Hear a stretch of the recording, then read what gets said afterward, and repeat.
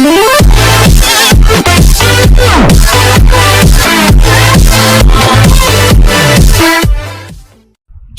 হিজরতের কথা আমরা আলোচনা করব, যতবার হিজরি সনের কথা উল্লেখ করব, যতবার হিজরি সনের গণনা করব, যতবার হিজরি সনের স্মরণ আমাদের আসবে, হিজরি সনকে কেন্দ্র করে হিজরতের স্মরণ আসবে, ততবার আমরা ভেতর থেকে এক অবর্ণনীয় প্রেরণা, সাহস, স্বপ্ন আমরা দেখতে পাবো। হতে পারে সেই ঘটনা অনাকাঙ্ক্ষিত, কিন্তু সেই অনাকাঙ্ক্ষিত ঘটনা আমাদেরকে শক্তি যোগাবে, সামর্থ্য যোগাবে, স্বপ্ন দেখাবে, আমাদেরকে সাহস যোগাবে, সামনে এগিয়ে যেতে সহযোগিতা করবে। আর সেজন্যই মুসলমানদের শুধুমাত্র আনন্দে উদ্দোলিত হওয়া, মুসলমানরা শুধুমাত্র গৌরব গাথা দিয়ে তারা খুশি থাকা, এটা মুসলমানদের জীবনের প্রধান বিষয় নয়। বরং মুসলমানদের জীবনের প্রধান বিষয় হলো যে তার জীবনের সঠিক পথ চলতে যাতে তাকে অনুপ্রেরণা যোগায়, সাহস যোগায়, শক্তি যোগায়, সামর্থ্য যোগায়। এরকম বিষয়গুলো আমাদের জীবনে বেশি প্রয়োজন। এই প্রেরণার কত বেশি প্রয়োজন সেটা আমরা হিজরতের শিক্ষাগুলো নিয়ে আলোচনা করলে দিনের আলো মতো পরিষ্কার হয়ে যাবে ইনশাআল্লাহ। আসুন আমরা হিজরতের শিক্ষাগুলো নিয়ে আলোচনা করি। 1 নম্বর, মুসলমান জানে যেখানেই হক এবং সত্য থাকবে সেখানেই বাতিল উপস্থিত হবে। কোনো সন্দেহ আছে? হিজরতকে কেন্দ্র করে কেন হিজরি সনের গণনা সাহাবা একরাম শুরু করেছেন? যেন মুসলমানের জীবনের পদে পদে যখনই বাধা আসবে, সত্যের পথে চলতে গিয়ে যখনই বাধা আসবে, অবলীলায় সবাই সুদ ঘুষের কারবার করে লাল লাল হয়ে যাচ্ছে, লক্ষ লক্ষ কোটি কোটি টাকার মালিক হয়ে যাচ্ছে, ঘুষের কারবার করে নানা রকম অপরাধে জড়িয়ে তারা সমাজপতি হয়ে যাচ্ছে। আর আপনি একই শিক্ষা শিক্ষিত হয়ে, বরং তার চাইতে আরো বেশি যোগ্যতার অধিকারী হয়ে কোন রকম কুড়ের ঘরে আপনার থাকতে হচ্ছে। আপনার প্রমোশন হয় না, তার প্রমোশন তরতর করে হয়। সে পরীক্ষায় 1 গাদা নাম্বার পায়, নকল করতে পারে, আপনি পারেন না। সে অনেক অন্যায় করতে পারে, আপনি অন্যায় করতে পারেন না। এই যে বাধাগুলো আসবে, এই বাধাগুলো যখন আসবে তখন হিজরত আমাদেরকে প্রেরণা যোগাবে, আমাদের পিঠে হাত দিয়ে আমাদেরকে সাহস দিবে, বলবে যে সামনে চলো, অন্যায়ের সামনে কোনো আপোষ করবে না, কোনো মাথা নত করবে না, কোনো ছাড় দিবে না। আদর্শ, ঈমান, তাওহীদের ক্ষেত্রে চুল পরিমাণ, বিন্দু পরিমাণ ছাড় দেয়া চলবে না। তুমি সামনে চলো। মনে রাখবে, তোমার নবীর জীবনে এরকম বাধা এসেছে, তিনি আপোষ করেননি, তিনি সামনে চলেছেন। এরপরে তার জীবনে জয় এসেছে না পরাজয় এসেছে? হিজরতের ঘটনা বেদনার থাকলেও এই বেদনার ইতিহাস থেকেই পরবর্তীতে আনন্দের, হাসির ইতিহাসের জন্ম হয়েছে। যে ইসলামের গলা চিপে ধরতে চেয়েছিল মক্কার মুশরিকরা, মক্কা থেকেই যেন বের না হয় সেই চেষ্টা করেছে তারা। মক্কাতেই যে ইসলামকে তারা দাফন করতে চেয়েছিল, সেই ইসলাম শুধু মক্কাতেই প্রস্ফুটিত হয় নাই।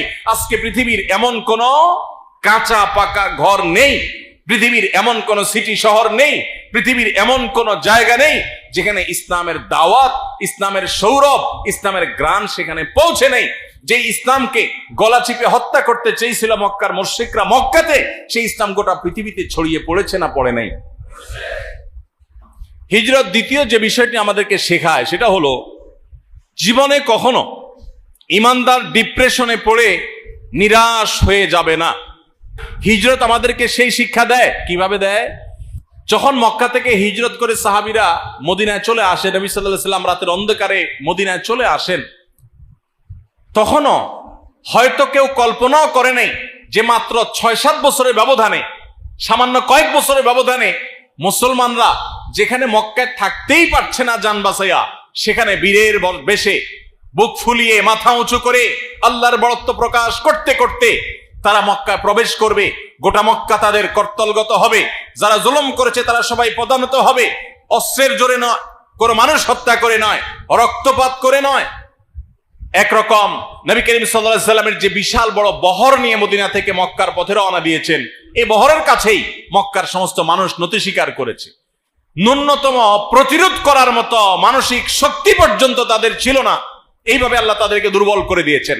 তাহলে হিজরত মনে হতে পারে কঠিন সময় মুসলমানদের জন্য, কিন্তু এই কঠিন সময় মুসলমানদের জীবনে সহজ এবং ভালো সময়ের সূচনা করেছে, ভালো সময়ের জন্ম দিয়েছে। এর অল্প ব্যবধান পরে মুসলমানরা চিরকালের জন্য হাসি হেসেছেন, মক্কাকে কিয়ামত পর্যন্ত সময়ের জন্য বিজয় করেছেন। এবং স্বাধীন করেছেন, নিজের সমস্ত কষ্টের গ্লানি তারা দূর করেছেন আল্লাহর অনুমতি সাপেক্ষে। আল্লাহ সে তৌফিক দিয়েছেন। অতএব জীবনে যখনই কঠিন সময় আসবে, হিজরতের এই শিক্ষাটা যেন আমাদের মনে পড়ে। স্মরণ থাকবে তো ইনশাআল্লাহ। নাম্বার 3, হিজরত আমাদেরকে শিখায় মুসলমান প্রত্যেকটা কাজ করবে অত্যন্ত গোছানো এবং পরিকল্পিতভাবে। আমাদের প্রিয় নবী সাল্লাল্লাহু আলাইহি সাল্লামের হিজরত নিয়ে অনেক গবেষণা হয়, এখনো অনেক গবেষণা, অনেক স্টাডি হয়, অনেক রিসার্চ হয় যে প্রিয় নবী সাল্লাল্লাহু আলাইহি সাল্লাম কিভাবে হিজরত করেছেন। তার হিজরতে এরকম সুনিপুণ পরিকল্পনা ছিল, এত চমৎকার প্ল্যান মাফিক হিজরত করেছেন তিনি, যে সেটা রীতিমতো এখনো গবেষণার খোরাক। আপনি মুসলমান ব্যবসা বাণিজ্য করতে নামছেন, 2 দিন উল্টাপাল্টা ব্যবসা বাণিজ্য করে বাকি ঝুঁকি দিয়ে ব্যবসা বাণিজ্য শেখা ছাড়া ব্যবসা করতে গিয়ে ধরা খেয়ে এরপরে বলতেছেন আমি আল্লাহর নাম নিয়ে ব্যবসা শুরু করছি, 2 নাম্বারই করি নাই, তারপরও আল্লাহ আমারে বরকত দেয় নাই, আমার ব্যবসা শেষ হয়ে গেছে। আপনি সুন্দর করে পরিকল্পনা করেন নাই, দোষ দিচ্ছেন কার? আল্লাহ। আছে না নাই আমাদের জীবনে এরকম? ভাইরা আমার, হিজরত আমাদেরকে শিখায় মুসলমান তার জীবনের প্রত্যেকটা কাজকে তার আল্লাহর দেওয়া বিবেক বুদ্ধি খরচ করে সর্বোচ্চ সুন্দরভাবে পরিকল্পনা করে খুবই সুন্দরভাবে সাজিয়ে গুছিয়ে তারপর কাজ করবে। এই শিক্ষা ইসলাম দিয়েছে। এবং প্রত্যেকটা মানুষের মধ্যে প্রোডাক্টিভিটি আছে, অ্যাডভান্টেজ আছে, সৃষ্টিশীলতা আছে, বিশেষ যোগ্যতা আছে, কাজে লাগাতে হবে। অনেকে কাজে লাগাতে না পারে শুধু দোষারোপ করেন। দোষারোপ নয়, প্রত্যেকের প্রয়োজন অনুযায়ী তাকে কাজে লাগান। নবী সাল্লাল্লাহু আলাইহি ওয়াসাল্লাম এখানে কতগুলো মানুষকে কাজে লাগিয়েছেন, কাকে দিয়ে কোন কাজ হবে তাকে সে কাজের জন্য সেট করেছেন। তাহলে তিনি আমাদেরকে পরিকল্পনার শিক্ষা দিয়েছেন হিজরতের মাধ্যমে। নাম্বার 4, হিজরতের মাধ্যমে নবী সাল্লাল্লাহু আলাইহি ওয়াসাল্লাম শিক্ষা দিয়েছেন শুধু পরিকল্পনা করেই আমি সবকিছু করে ফেলবো, মুসলমানের এই বিশ্বাস থাকবে না। মুসলমান পরিকল্পনা ঠিকই করবে, কিন্তু বিশ্বাস থাকবে যে হবে সেটা যেটা আল্লাহ ফায়সালা করেছেন। এজন্য নিজের পরিকল্পনা শতভাগ পারফেক্ট হওয়া সত্ত্বেও মুসলমান দিন শেষে পরিকল্পনা শেষে বলবেন ওয়া উফাউযিদু আমরি ইলাল্লাহ ইন্নাল্লাহা বাসীরুম বিল ইবাদ। আমি আমার চেষ্টা অনুযায়ী প্ল্যান প্রোগ্রাম করেছি আর পুরো বিষয়টাকে আমার রবের কাছে ন্যস্ত করে দিয়েছি। আল্লাহ দেখছেন সবকিছু, অতএব আল্লাহ যা করেন সেটাই হবে। আমার প্ল্যানেই যে হবে তা নয়, প্ল্যান আমার করা সর্বোচ্চ ভালোভাবে আমি করেছি। এরপর সে ভরসা করবে, তাওয়াক্কুল করবে কার উপরে? আল্লাহর উপরে। কিরকম ভরসা? যে তার জীবনে সবচেয়ে বড় বিপদ যদি আসে, পায়ের নিচ থেকে মাটি সরতে সরতে সরতে সরতে যদি একেবারে শূন্য হয়ে যায়, তার যদি পিঠ দেয়ালে ঠেকেও যায়, তারপরও সে বলবে লা তাহজান ইন্নাল্লাহা মা'ানা। তাহলে বোঝা গেল ইমানদারের জীবনের সবচেয়ে কঠিন সময়ও বা সবচেয়ে ভালো পরিকল্পনা করার পরও তাকে তাওয়াক্কুল করতে হবে। কি করতে হবে ভাই? কারণ আল্লাহ কোরআনে বলেছেন ইন্নাল্লাহা ইউহিব্বুল মুতাওয়াক্কিলিন। আল্লাহ তাআলা কাকে ভালোবাসেন? তাওয়াক্কুলকারীদেরকে ভালোবাসেন। ভাইরা আমার, তাহলে আমরা হিজরত থেকে চতুর্থ শিক্ষা পেলাম তাওয়াক্কুলের শিক্ষা, আল্লাহর উপরে ভরসার শিক্ষা, নির্ভরতার শিক্ষা। তাহলে হিজরতের ঘটনা আমাদের জীবনের পদে পদে দরকার, তার শিক্ষাগুলো আমাদের জীবনে দরকার আছে না নাই? সর্বশেষ এবং 5 নম্বর শিক্ষা হলো আত্মত্যাগ। হিজরত আমাদের কি শিক্ষা দিয়েছে ভাই? আত্মত্যাগ শিক্ষা দিয়েছে। কিভাবে স্যাক্রিফাইস করতে হয়। আপনি হিজরতের আদ্যপান্ত যদি অ্যানালাইসিস করেন, স্টাডি করেন, আপনি দেখবেন ত্যাগ ছাড়া কিছু নেই। প্রিয় নবী সাল্লাল্লাহু আলাইহি ওয়াসাল্লাম ত্যাগ করছেন, আবু বকর রাদিয়াল্লাহু আনহু ত্যাগ করেছেন, সাহাবায়ে কেরাম যারা হিজরত করেছেন একজন একজন করে সবাই কি করেছেন? ত্যাগ করেছেন।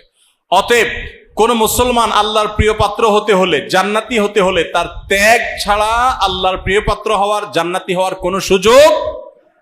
এখন আপনি প্রশ্ন করতে পারেন, ভাই নবী করিম সাল্লাল্লাহু আলাইহি ওয়াসাল্লাম নিজের মাতৃভূমি ত্যাগ করে মদিনায় এসেছেন, সাহাবায়ে কেরাম যারা হিজরত করেছেন সবাই মাতৃভূমি ত্যাগ করে মদিনায় এসেছেন, তাদের জীবনের ত্যাগ করেছেন, বাট আমরা কিভাবে ত্যাগ করব? এই প্রশ্নের উত্তর নবী সাল্লাল্লাহু আলাইহি ওয়াসাল্লামের ভাষায় আমি দিতে চাই। বুখারী মুসলিম একযোগে বর্ণনা করেছে, নবী করিম সাল্লাল্লাহু আলাইহি ওয়াসাল্লাম বলেছেন ওয়াল মুহাজিরু মান হাজারা মা নাহাল্লাহু আনহু। আল্লাহর কাছে মুহাজির ওই ব্যক্তি, শুধুমাত্র মাতৃভূমি ত্যাগ করলেই মানুষ হিজরতকারী হয় না, তারা তো হিজরতকারী আছেনই, এর পাশাপাশি আল্লাহ যা নিষেধ করেছেন সে নিষিদ্ধ বস্তুকে যে ব্যক্তি ত্যাগ করে আল্লাহর খাতিরে, মাতৃভূমি ত্যাগ করতে যেরকম মানুষের কষ্ট লাগে, দুঃখ লাগে, মন চায় না, তারপরে তাকে ত্যাগ করতে হয়, ঠিক একইভাবে কোনো হারাম, কোনো অন্যায়, কোনো অপরাধ, কোনো খারাপ কাজ এটা ত্যাগ করতে মানুষ চায় না, কিন্তু আল্লাহর জন্য যদি সে ত্যাগ করে, সে যদি স্যাক্রিফাইস করে, সে যদি ছেড়ে দেয়, এই ব্যক্তি আল্লাহর খাতায় মুহাজির হবে ইনশাআল্লাহ। তাহলে আমাদের মুহাজির হওয়ার সুযোগ হারাম কাজ বর্জন করার মধ্য দিয়ে। সবাইকে মুহাজিরের মর্যাদা চাইতো ইনশাআল্লাহ। আল্লাহ তাআলা আমাদের সবাইকে মুহাজিরদের মতো মর্যাদা অর্জন করার তৌফিক দান করুন। আল্লাহর জন্য সমস্ত হারামকে ছেড়ে দেওয়ার, বাদ দেওয়ার, সমস্ত হারামকে ত্যাগ করার ঈমানের শক্তি আরশে আজিমের মালিক আমাকে, আপনাকে, আমাদের সবাইকে যেন দান করেন।